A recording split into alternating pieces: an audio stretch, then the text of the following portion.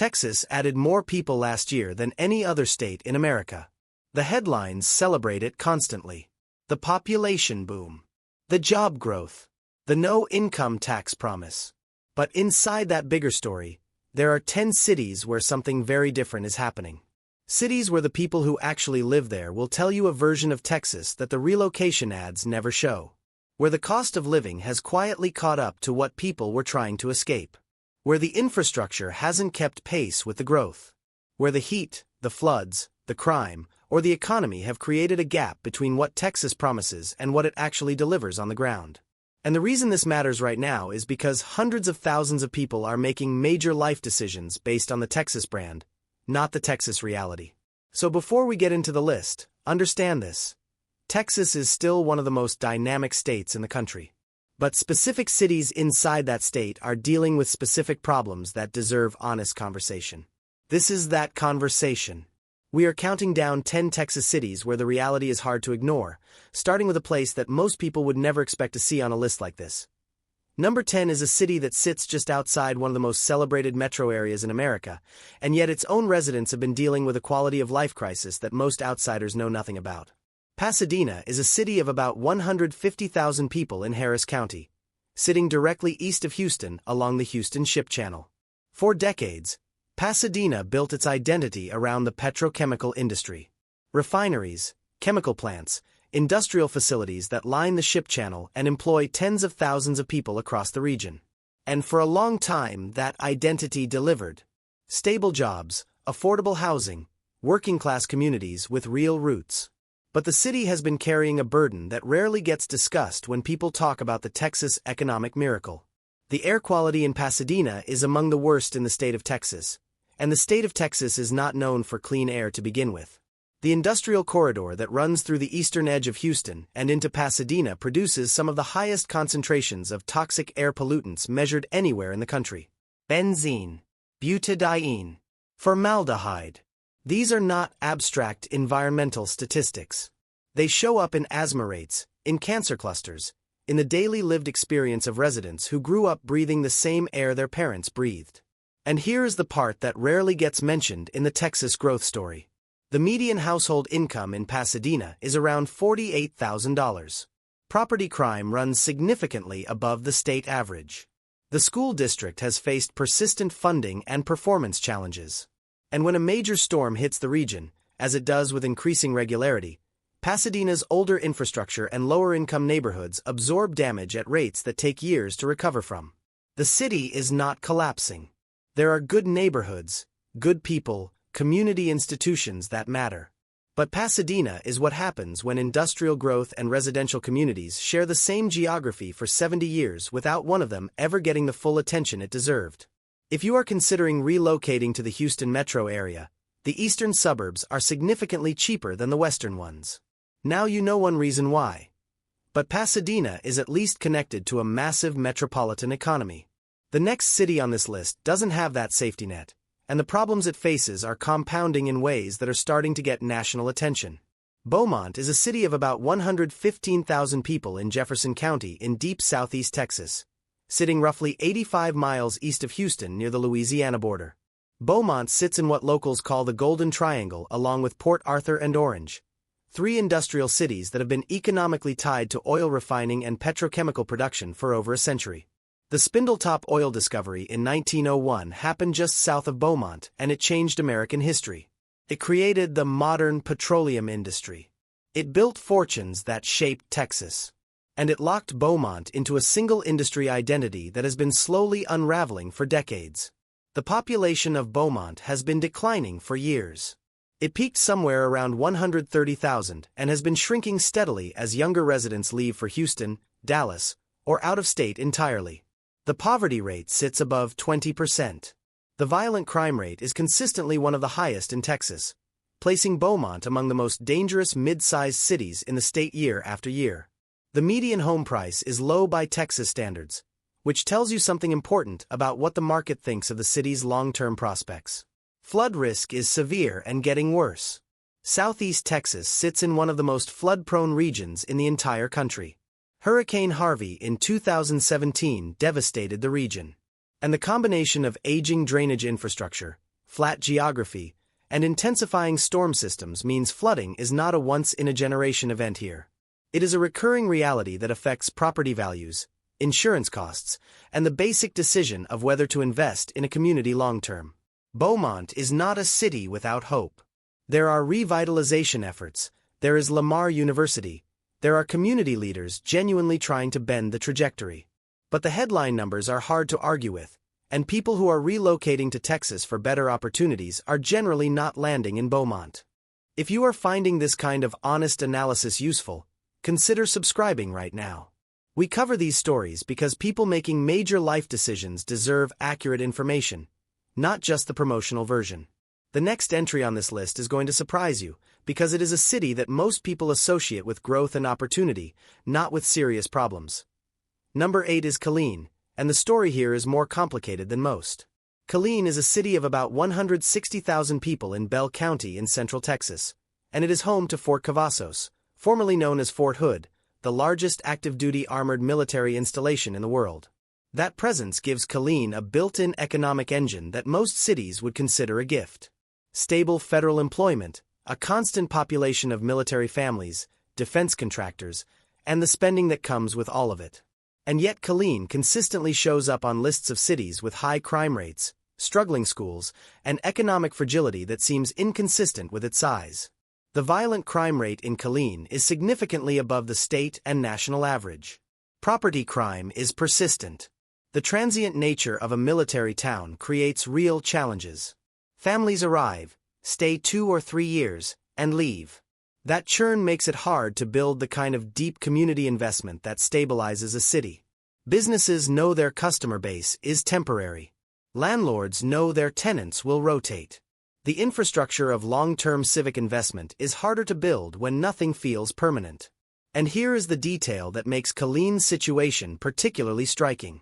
The city has one of the highest rates of payday lending establishments per capita in Texas, which tracks with research showing that military communities are disproportionately targeted by predatory financial services. That tells you something about the financial stress that exists beneath the surface of a city with a guaranteed federal payroll.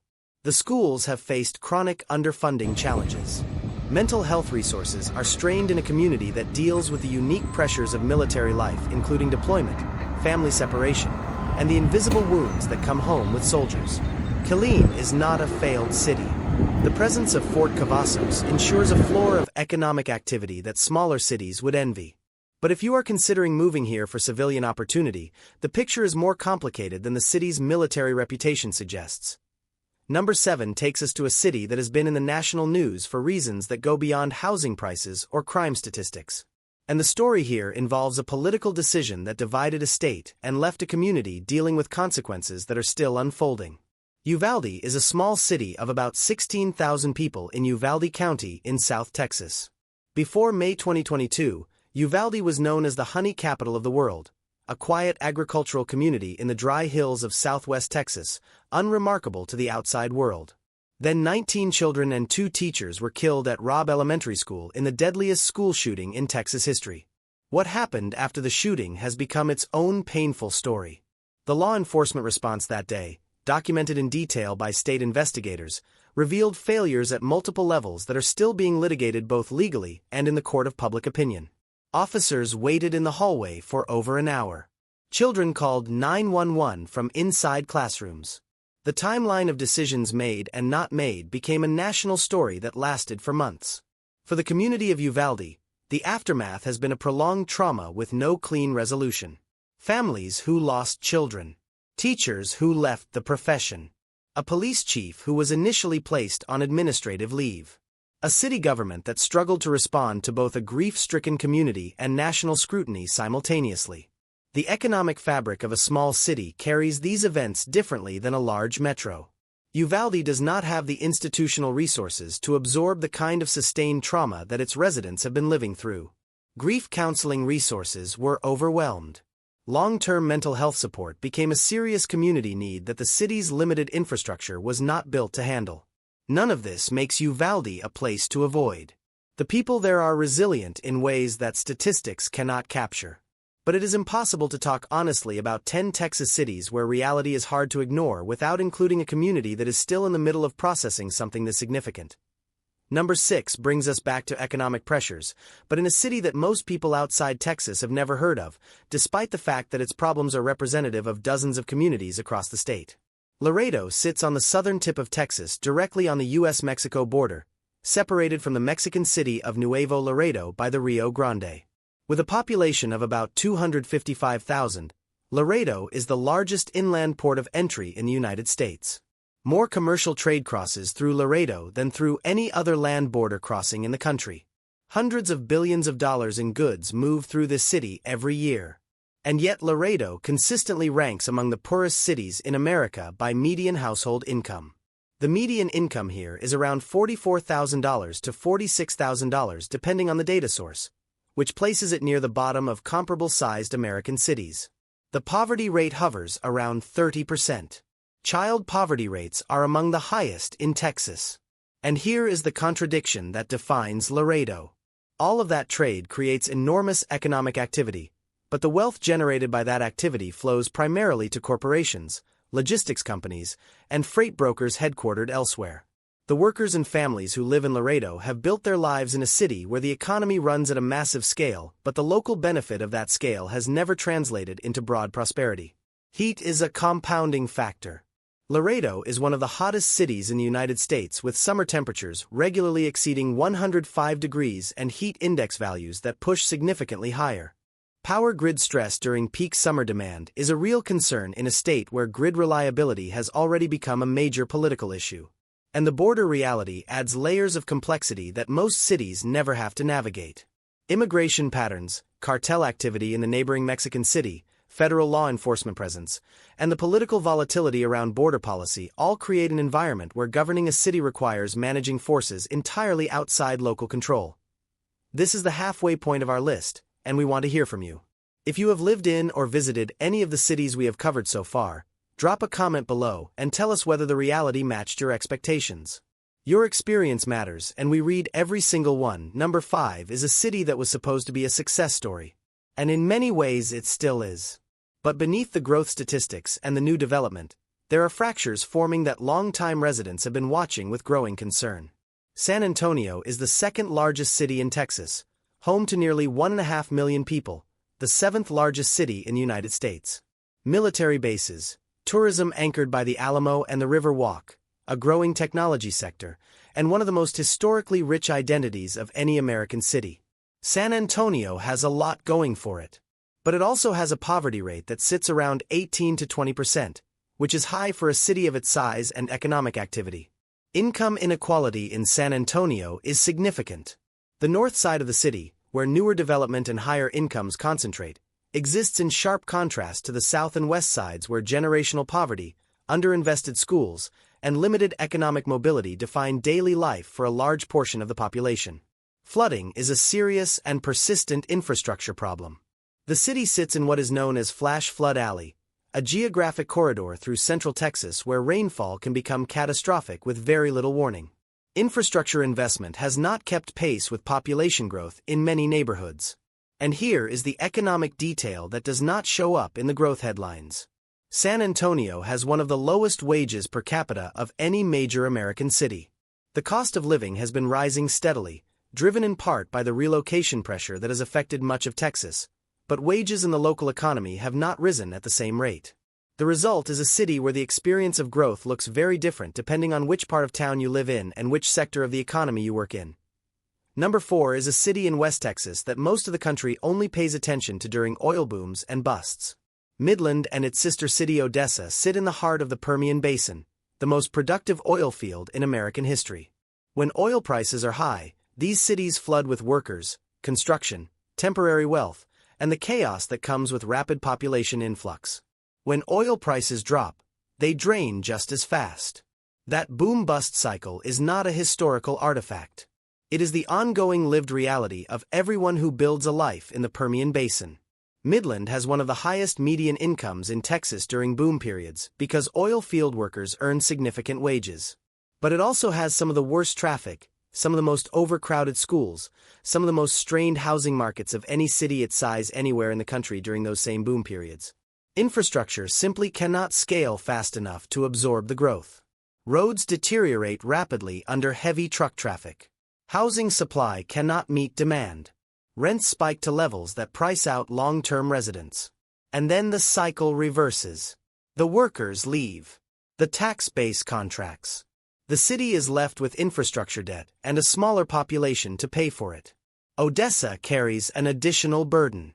It consistently ranks among the highest crime rate cities in Texas, with violent crime rates that reflect the social pressures that come with a transient, male-dominated energy workforce, significant income inequality, and limited social services.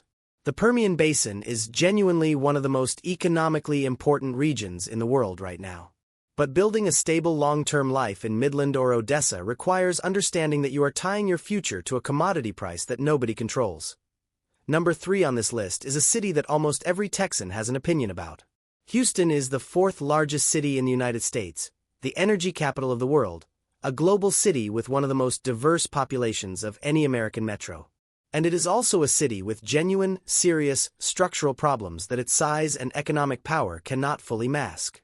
The flooding problem in Houston is not just serious, it is existential at a certain scale.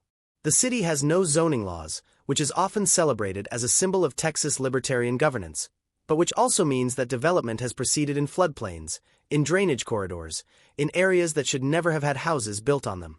Harvey flooded over 200,000 structures. It was the costliest natural disaster in Texas history. And the fundamental conditions that made Harvey so devastating, the concrete sprawl, the paved-over wetlands, the development in floodplains, have not fundamentally changed. The heat in Houston is genuinely dangerous.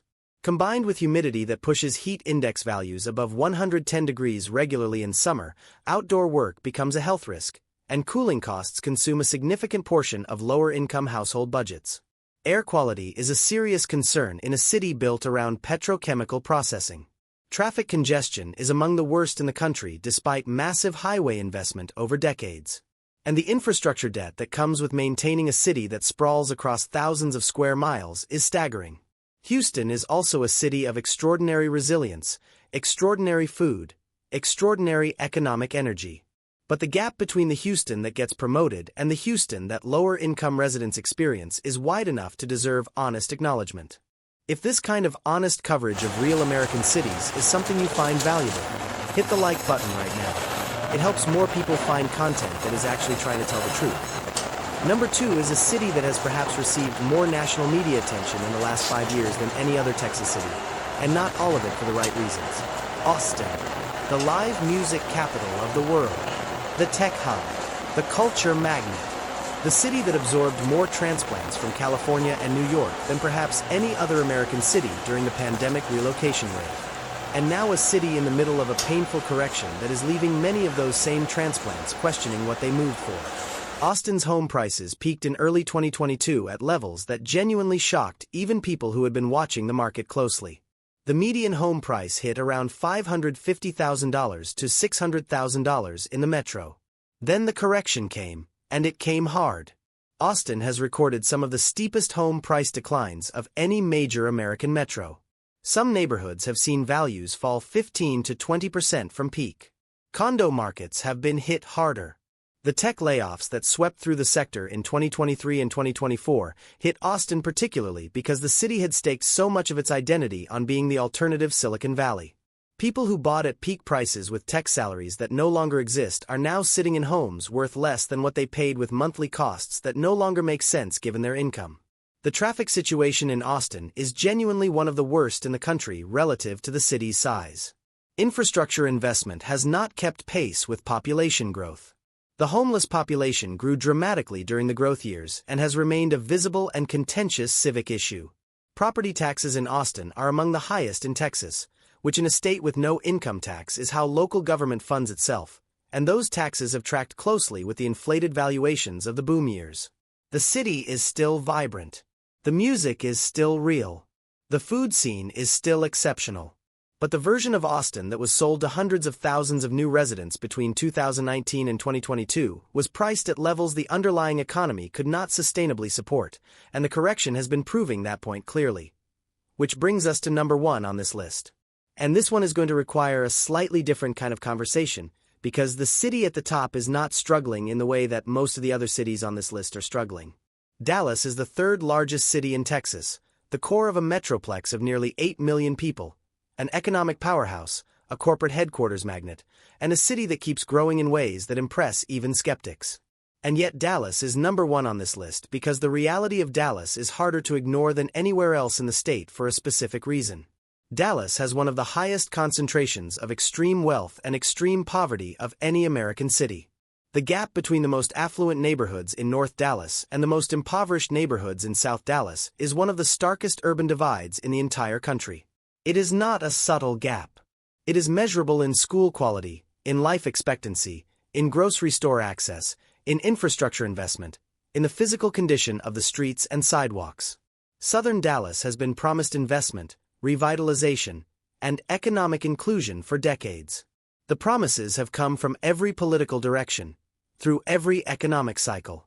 And the fundamental geographic and economic divide has persisted with remarkable stubbornness. The violent crime rate in certain Dallas neighborhoods is genuinely alarming. The city as a whole has elevated crime numbers that contrast sharply with its corporate prosperity image. Flooding is a recurring issue along the Trinity River corridor. Property taxes are high and rising. The cost of living in Dallas has increased significantly over the last 5 years in ways that are eroding the affordability advantage that the city used to offer compared to coastal metros. And the heat. Summers in Dallas now regularly produce stretches of 100-plus-degree days that last for weeks. The summer of 2023 was one of the hottest on record. Climate projections suggest that trajectory is not reversing. The infrastructure cost of managing extreme heat in a sprawling low-density metro with aging systems is enormous, and the long-term implications are only beginning to be priced into civic planning conversations. Dallas is not a city in decline. It is a city that contains multitudes, with some of the most impressive economic growth in America existing alongside some of the most entrenched poverty and inequality. That contradiction is not easily resolved, and the people at the bottom of that divide are the ones for whom the reality is hardest to ignore every single day. So where does all of this leave us? Texas is genuinely one of the most remarkable economic experiments in modern American history. The population growth is real. The job creation is real. The cultural energy is real. But the cities inside that story are not uniform. They are each dealing with specific pressures, specific histories, specific contradictions between what the Texas brand promises and what the ground-level experience delivers. Flooding is getting worse, not better, across the state as weather patterns intensify. The power grid remains a source of genuine vulnerability after the 2021 winter storm proved that the system was not designed for the extremes it now regularly faces. Housing affordability, which was once Texas's strongest argument against coastal living, has eroded significantly in the largest metros. And income inequality in a state with no income tax and limited social safety nets creates visible, persistent gaps that no amount of corporate relocation announcements fully address. The people in these 10 cities are not statistics. They are families making mortgage payments on homes that have lost value. They are workers earning wages that have not kept pace with cost increases. They are residents breathing air, managing flood risk, and navigating school systems that reflect decades of decisions made above their heads. The Texas story is still being written, and many chapters of it are genuinely worth celebrating. But the chapters that get left out of the brochure deserve to be read too. Would you still make the move to Texas after hearing all of this? Let us know in the comments which city surprised you the most. And if you know someone who is considering relocating to Texas right now, share this video with them. Not to talk them out of anything. Just to make sure they have the full picture before they sign the lease.